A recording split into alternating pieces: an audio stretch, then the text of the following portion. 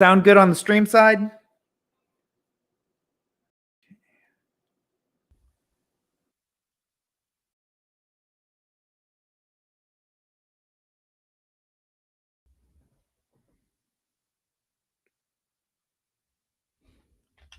Okay. Eddie has a question. Let's answer it really fast, Garrett. All right, sounds good. So Eddie asks, question for you guys. Would you sell the 104 for a 24 first and the 210? The 24 first is from a guy who has the worst team in our league for the last 2 years, almost a lock to be a top 2 pick in 24. I would probably need a little bit more. 210 is pretty far down, and there's a chance. I mean, you never know for sure, but there's a chance that that pick next year could be 104, 105, 106. You know, so I would, if I'm going to do that, I want something a little more enticing. Now, you give me the 2-1, then I'm interested. Then that would maybe be enough for me to do it. But if I'm only getting the 210 by that point, you're missing most of the guys that we would project to be legit fantasy assets by that point. So I probably would not. Okay. Yeah, it's always hard to figure out. It's hard to project because teams get better, you know. For sure. And I mean, I get it. Next year's class looks every bit as good as this one, if not better. But I need a little more this year to make sure that I'm insulating my risk. Yeah. Okay. Link just got posted on Twitter. All right. For people to join in. Man, always the beginning of these streams are always kind of weird to figure out what to do. It's all good, man. Coming in and I'm assuming we're what, streaming live on YouTube? Yes, sir. Sweet. Hello, YouTubers. YouTube world. Tubies. Okay, let's just drop the link in.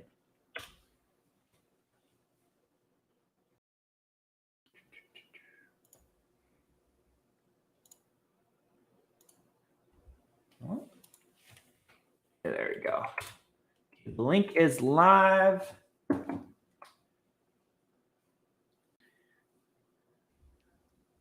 Oh, Luke and Tyler. Crush.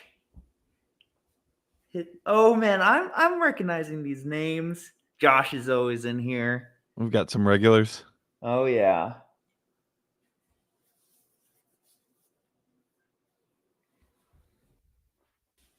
Okay, so let's just talk really quickly Combine while this is filling up. Sounds good, man. How has this Combine really affected your rankings with any of your tiers or just your rookies overall? Not much.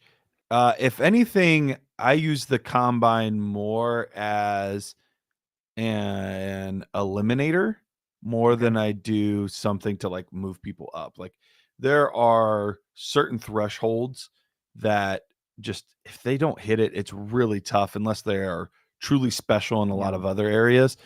It's tough to justify taking them. So yeah, I use it more as an eliminator more than to change much in my tiers, especially towards the top end. So no, not much has really changed at this point. What's up, Andrew?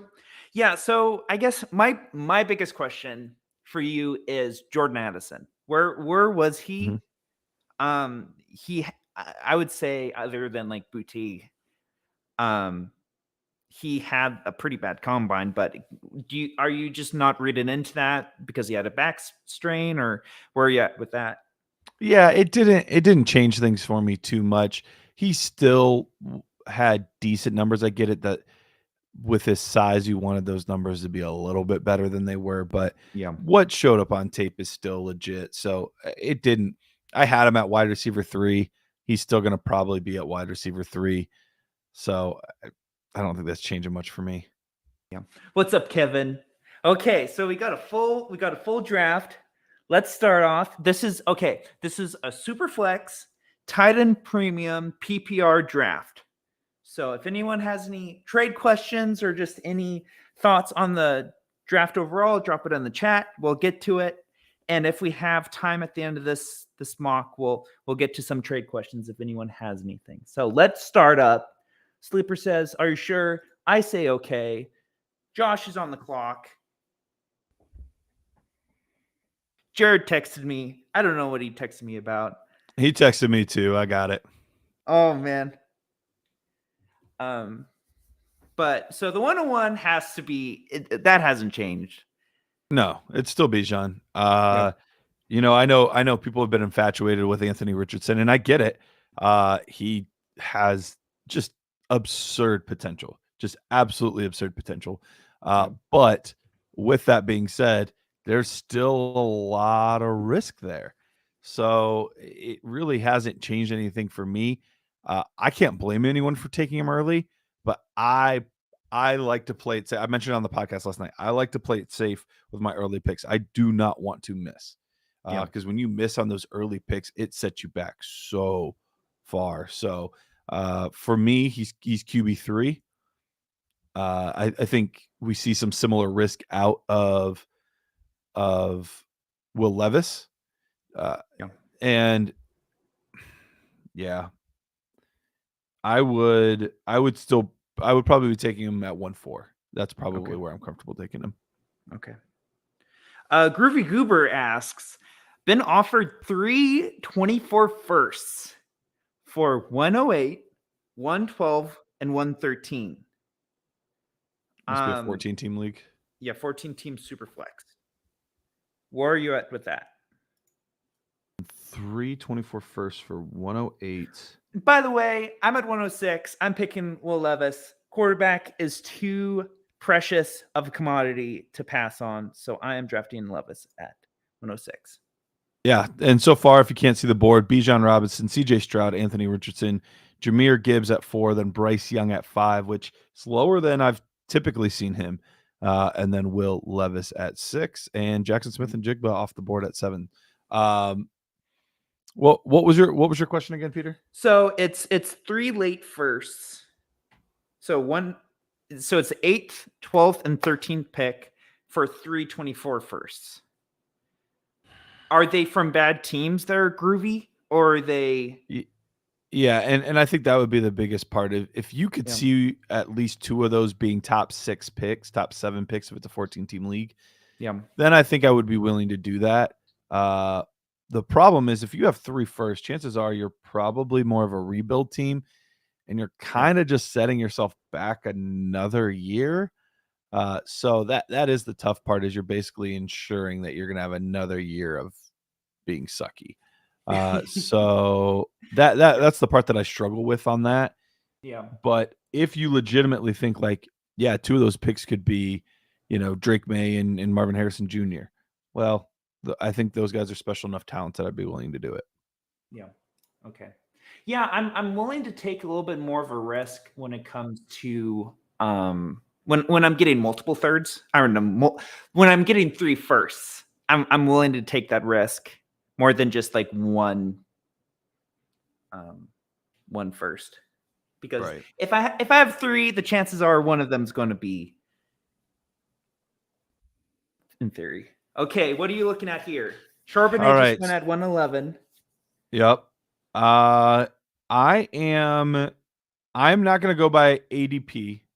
I am going to go by who I actually think is the next best player, which would basically put 2 guys on the board for me. It would be Jordan Addison, or the guy that I think I'm going to take, which is, let's do it, Tajay Spears. Boom. So I just took him at 112. Quick reminder, the reason I fell in love with this guy was because of the Dynasty Nerds film room. If you want to get the Dynasty Nerds film room for $10, all you have to do is go to Underdog. So you get to utilize that $10 to try to make more money on amazing best ball drafts. They are doing a 100% deposit match, by the way. So you can do more than $10 and they'll match it. So you do 100, they'll match it, whatever. But when you do that, you get our film room for free. You get our GM for free. You get all the things, the Nerd Score. You get all of that free for a year with promo code NERD. So make sure you go out, do that. It's more than worth your money. to go ahead and do that. So, but yeah, I took Tyjae Spears here at 12, and it's a little bit of a gamble. You know, we don't know the NFL draft yet. He hasn't been as big of a name. We're not expecting him to be a first round guy, obviously. But I do think he's going to be a day 2 pick. I think he's shown enough at the, during the season with his tape, showed a lot at the Senior Bowl, showed a lot at the combine. Like, he just every step of the way is consistently doing it. And I'm hearing more and more buzz about him being one of the top 5 running backs taken in this draft. And so the more I hear that, the more I like it. And I'm gonna small gamble. It's in the second half of the first round, so I still don't usually like to gamble as much there. But at this point, with this class specifically, all of these guys feel like gambles. There's nobody here at 112. It's not like what we had in 2020 where you're having Michael Pittman and T. Higgins at 212 and you're just or 112 and you're like, oh yeah, these guys are so safe. All of the guys in this range feel like a bit of a gamble. So I'll gamble with the guy that I really like in Spears. Man, Tyler's saying what I was about to say is just if you're Josh right now and you have Robinson and then Addison at the 201, like that's a pretty sweet draft. And I think awesome Addison draft, will be in that range. Because people like 40 times. And Yep. if you have a bad 40 time, you drop down the board. I am also kind of picking a hipster running back in Roschon Johnson. There you go. I like it. To me, people compare him a lot to Brian Robinson. I kind of compare him to a Jamal Williams of like even first of all, personality wise, big leader, a big voice in that Texas locker room, but also just he's very big physical back. His speed isn't bad. It wasn't great, but still he ran around what Charbonnet and those backs ran. I'm really excited for him. I think he'll be a very good one to first and second down back. But we'll see where he ends up. But there's a couple spots that if he gets drafted there, I'll be really excited. So yeah, absolutely. So real quick off the board in second round, Jordan Addison, Zay Flowers, Devin A-Chain, Josh Downs at 2-4, Tank Bigsby at 2-5, Roschon Johnson at 2-6, and Kayshon Boutte at 2-7. And you were mentioning earlier about people that had like disappointing combines. He probably did have the most disappointing combine of all of them. Yep. Yeah. So where do you see him going? Like if he drops, let's say if he dropped to you at 212, would you be good drafting him there? Or is he going to be one of those prospects that you're not really touching? Yeah. If he would have fallen to 212, I think he's a talented enough prospect that in the second round, specifically this back half of the second round, I don't care about floor anymore. I really don't. I care solely about ceiling. Can this guy become a top 24 running back? Can he become a top 36 wide receiver? I don't care if he's wide receiver 55 for most of his career. I can't start him there. I need him to be a legitimate asset. So what's the ceiling? And I think Boutte would have, one of the best ceilings out of all of these guys. Yep. Darnell Washington going before being the second tight end off the board. He had a great combine. He did. He just physical beast, was able to show off his hands. Do you think he deserves that tight end 2 spot, or are you still on the Kincaid or other tight end? I'm fine with either one. I haven't dug into the tight end too much, so I don't want to say for sure until I've really, really done my homework on those guys. But I'm fine with either one. One is going to be your more true receiving option, and the other one is going to be able to be more of a dual threat guy. We didn't see as much production out of him, but he was the raw ability, the raw talent is obviously there to be a very good receiving asset as well. So it depends on what you're looking for. Are you looking for an all-around tight end? You're looking for more of a receiver? But I think for fantasy, I would still probably do Kincaid because I do care more about the receiving part of it than his all-around ability. Yeah. Oh man, Jake says blasphemy. Kincaid is the man. I think we're both Kincaid tight end too, because I hear the clock. There we go. I got it. Ooh. I'm surprised this guy fell that far. Yep. So I ended up taking Hendon Hooker at 212. Zach Evans, Sean Tucker, Israel Abanaconda went right before Man. me. So I would have been comfortable taking him right around Downs, Bigsby, Roshan Johnson range. Like I would have been comfortable taking him around there. So we're talking 2.4 to 2.6 in Wow. there. Okay. I think watching his tape, I think he has the raw ability that anybody in this class has.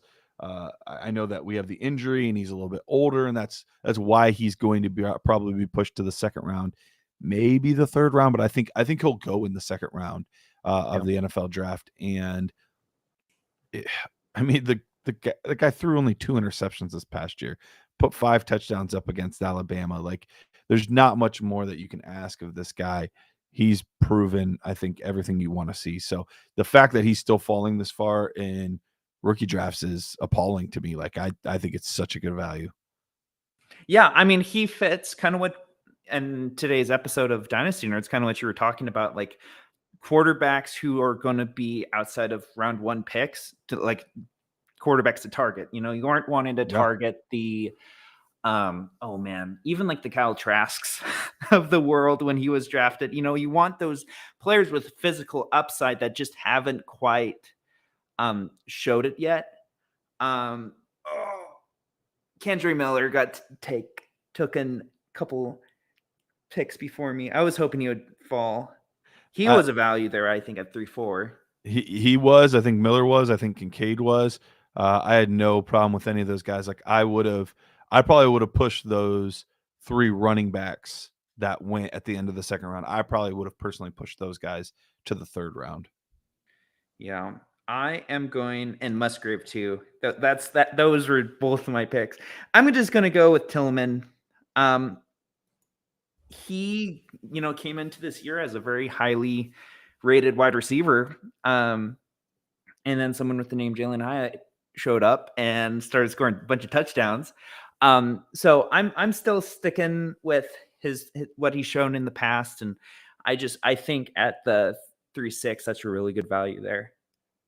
Yeah, no, I'm 100% with you. I think Tillman's shown quite a bit over his career, and I think he's a very talented receiver with some upside. So I'm with you.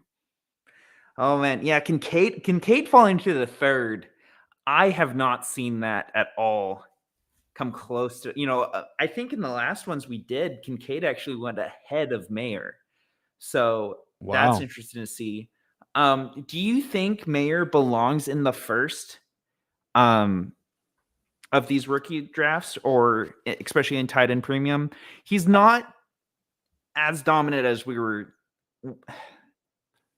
the usual round 1 tight ends in these drafts, but he's just Yeah, very he consistent. doesn't have like the crazy physical upside that other guys had.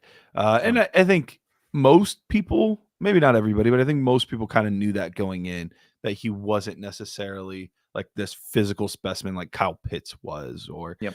somebody like that. But in a tight end premium, I have no problem with him going in the first round. And honestly, I could see an argument to be made for Kincaid to sneak into the first round. So the fact that he fell to the third just makes him a crazy, crazy value for I sure. mean, yeah, Josh has, I would say, the best the best draft. If I'm the worst Well, team in this league, I'm if you taking start with Robinson, the one Addison, pick Kincaid. in a non-snake draft, a linear draft, you probably should have the best team. Well, okay, but like, still getting Addison and getting Kincaid. I mean, those Addison and Kincaid, before the combine were first round players.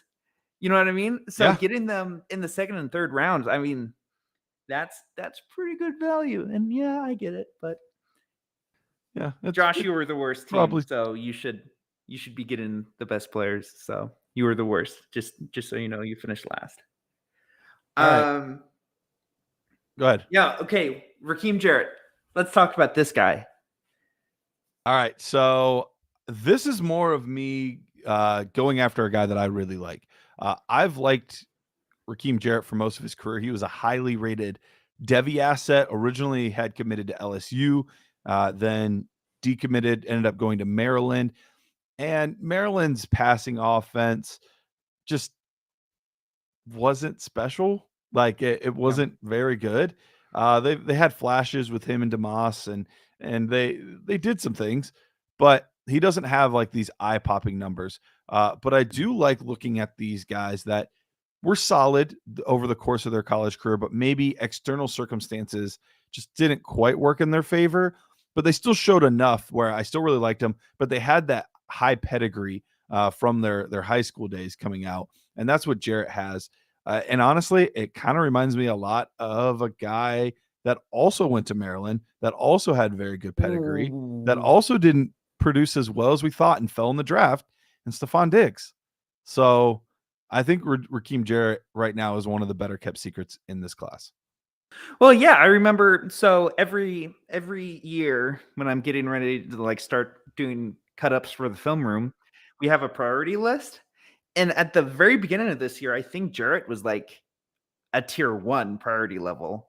And then Mhm. slowly during this whole season, he's slowly been being bumped down and bumped down. And I was like, when I was looking at him on the film, I was like, this guy looks good, but I mean, just that whole offense is Maryland, you know? So Right. okay, so 4th round. Oh boy, we got Tanner McKee. Kind of looking at him. He has the Stanford neck He that does. He's got a we nice neck value with there. quarterback. But I am going with Max Duggan. Okay. I'm going for upside. I mean, as much as I can in the 4th, but like he can run fast. He surprised me with that, He is that an 40 athlete. time, and you never know what you're gonna get. He made it to a national championship game, and that was it. But he made it there. But um, as we are ending on this 4th round, ask any questions you guys got as we close out. If we don't have any questions, we'll just end a little bit earlier. But overall, what would you say is the best value pick in this draft so far? I definitely think it was Kincaid. So Josh did well to get Kincaid there. Probably shouldn't have fallen that far. If it wasn't Kincaid, then Eric Gray just went. Dang it! All right, we'll go there. Ooh, If it Parker wasn't Washington. Kincaid, then obviously I loved getting Hendon Hooker where I got him. Yep. I think he fell too far as well. I think Musgrave was a good pick. Kendry Miller, I liked. I thought that was good value as well. Yeah, and then at 5, getting Bryce Young. Yep. So I think those were probably some of the best value picks that I saw in And this draft. the back-to-back drafts that I've done in this, Bryce Young fell to the 5th overall Interesting. pick. So I have a feeling that it's going to be Stroud and Richardson because those are your stereotypical quarterback builds. Right. And what we were saying, what you guys were saying today was just Young offers such a good floor, but he doesn't have that game-breaking fantasy football ceiling. That's Um, correct. Yeah. Yep. so He's safe, but yeah, you're not gonna. He's probably never gonna be one of those top 5 kind of guys. yeah. Jake asks, what are your thoughts on Rashid Rice? I've seen him all over the place as far as rankings. Rashee Rice is one of those guys that I have not actually watched a ton of film on yet.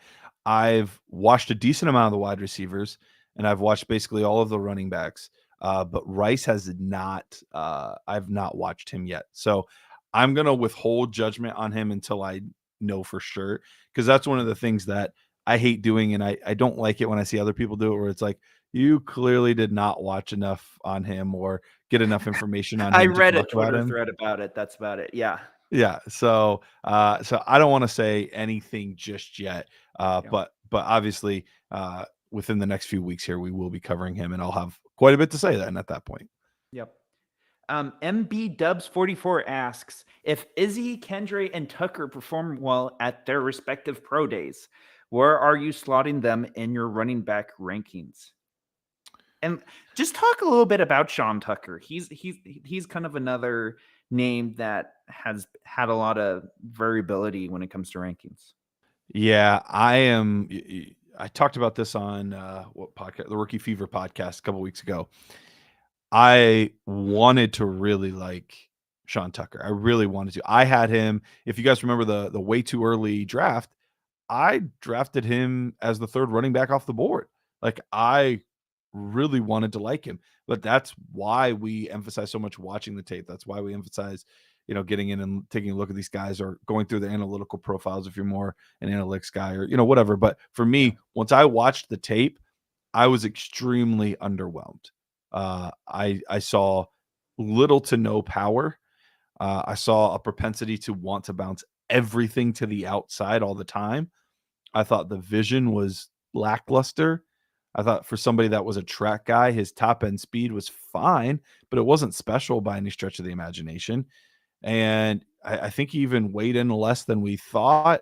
I'm trying to remember what he weighed. I know Evans weighed in less than we thought for sure. I'm trying to remember what Tucker weighed in, but either way, it reminds me of somebody that like bulked up or attempted to bulk up, but it still didn't even work out as well as he had hoped. But then he still didn't run the 40. So that tells me that like how real is that weight even? Evans was 202. Okay, Evans was the one that was real bad. What was Tucker? Was he 207? Which would have been Dubs 44. Look that up for us and drop it in the chat if you can. There we go. I want to say he was 207, which I guess isn't terrible for him. But it still didn't hit that like 210 threshold, which is what I would assuming he would have been trying to do. And then he also didn't run the 40. So it makes me nervous there as well. Yeah, that's the frustrating thing. He was same here. Like when I watch him on film, it's not great. And I understand why people like him, and I love his personality. Oh yeah, he seems like a great dude. Yeah. But yeah, so Robinson, no, let's see. Where was the question? So if Izzy, Kendra, and Tucker perform well at their pro days, where are you slotting them in? Are they pretty cemented in your running back rankings, or are you willing to move them around if they have a good pro day? I honestly think it would be the opposite. If they have a bad pro day for those two, that's what would move things for me. I'm expecting both of them to test decently, especially Izzy. I think he's going to test pretty well. He's a big guy with a lot of speed. So I think it would be more like, oh dang, he ran a 4.6, or Kendra ran a 4.6. Like that would be a little bit concerning. But outside of that, I think they're pretty well cemented in my rankings. That makes sense. Yeah, Sean Tucker was 207. So 207, okay. Yep. But yeah, overall, like when I do these mock drafts, it just really shows me how important it is. If I can get up to the 5th overall pick, and get one of those quarterbacks, I think that would be great. But yeah, getting Young or Levis, or even so making sure that I can get a quarterback. But even the 1.6, Gibbs will. Do you think Gibbs will still go first or early second round in the NFL draft, or I do. Yeah, I don't think he's getting out of the top 50 picks. Okay. And probably not even out of the top 40, 45. Okay. Great. Okay, I think that's going to be it for us today. Thanks for tuning in, everyone.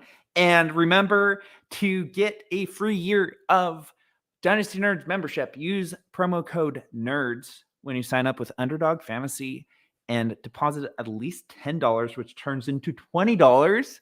And then you can mock draft. No, not even mock draft.